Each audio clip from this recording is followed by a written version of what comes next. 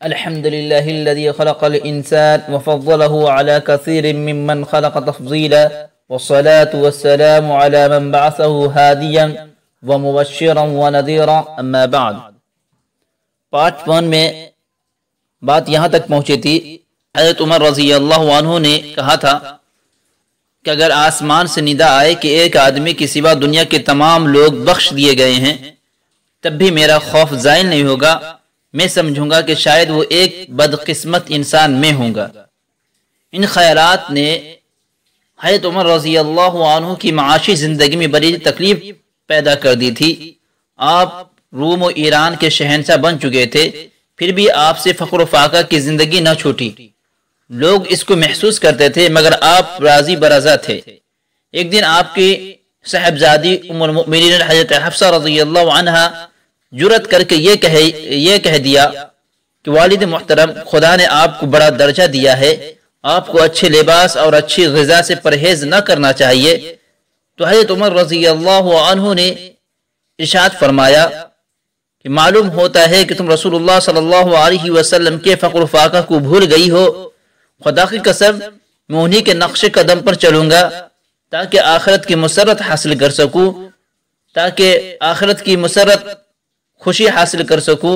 اس کے بعد آپ نے رسول اللہ صلی اللہ علیہ وسلم کی تنگ دستی کا ذکر چھیڑ دیا، یہاں تک کہ حضرت حفصہ رضی اللہ عنہا بے قرار ہو کر رونے لگی۔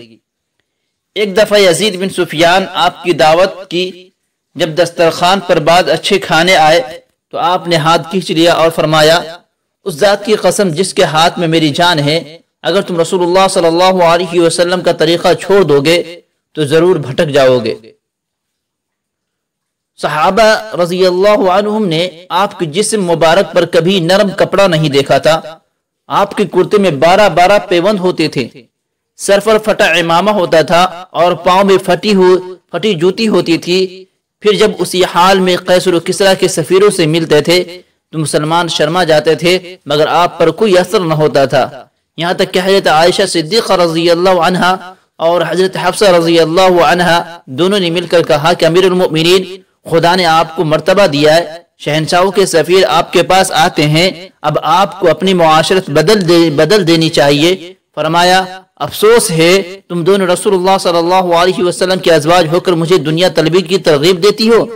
اے عائشہ رضی اللہ عنہا، تم رسول اللہ صلی اللہ علیہ وسلم کی حالت کو بھول گئی، جبکہ گھر میں صرف ایک ہی کپڑا ہوتا تھا، اسی کو آپ دن کے وقت بچھاتے تھے اور اسی کو رات میں اوڑھتے تھے۔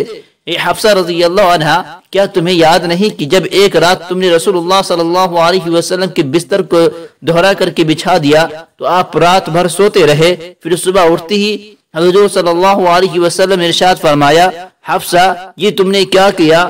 تم نے بستر کو دہرا کر دیا اور میں صبح تک سوتا رہا، مجھے دنیاوی آسائشوں سے کیا تعلق، تم نے فرش کی نرمی سے مجھے کیوں غافل کر دیا؟ ایک دفعہ کرتا پھٹ گیا تو آپ پیوند پر پیوند لگاتے جاتے تھے۔ حضرت حفصہ رضی اللہ عنہ نے روکا تو فرمایا، اے حفصہ، میں مسلمان کے مال میں اس سے زیادہ تصرف نہیں کر سکتا۔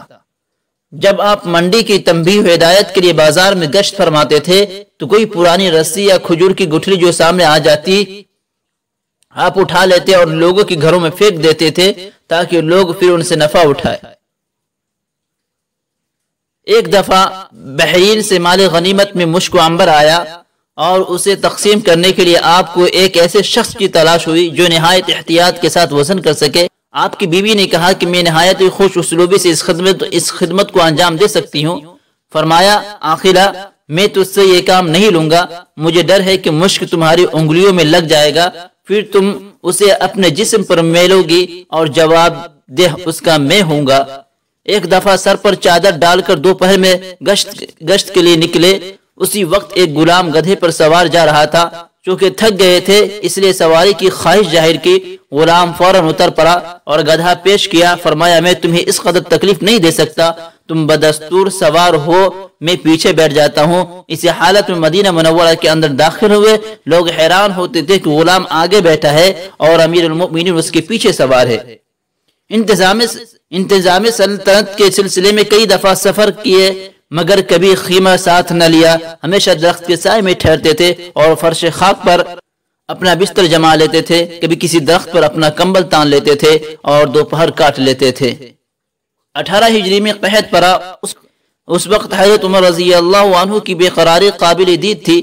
گوشت، گھی اور تمام دوسری مرغوب غذائیں ترک فرما دی۔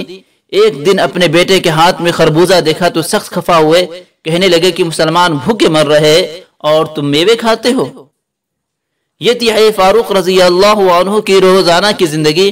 اللہ کا بے پناہ خوف، مسلمانوں کی بے پناہ خدمت، شب و روز کی بے پناہ مصروفیتیں، ان سب پر مستزاد یہ کہ ایک رات بھی پاؤں پھیلا کر نہ سوتے تھے اور ایک وقت بھی سیر ہو کر نہ کھاتے تھے۔ نتیجہ یہ ہوا کہ جسم پاک روز بروز تحلیل ہوتا گیا، قوت گھٹ گئی، جسم مبارک سوکھ گیا اور بڑھاپے سے بہت پہلے بڑھاپا محسوس کرنے لگے۔ ان ایام میں اکثر فرمایا کرتے، اگر کوئی دوسرا شخص بار خلافت اٹھا سکتا تھا تو خلیفہ بننے کی بجائے مجھے یہ بہت زیادہ پسند تھا کہ میری گردن اڑا دی جائے۔ 23 ہجری میں اصفہان کے علاقے فتح ہوئے، گویا سلطنت اسلامی کی حدود مصر سے بلوچستان تک وسیع ہو گئی۔ اسی سال آپ نے آخری حج فرمایا۔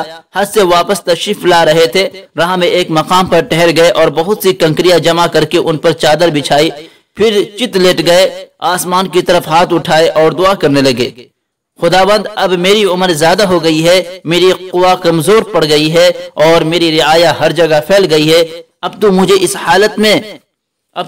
حالت میں اٹھا لے، میرے اعمال برباد نہ ہو اور میری عمر کا پیمانہ اعتدال سے متجاوز نہ ہو۔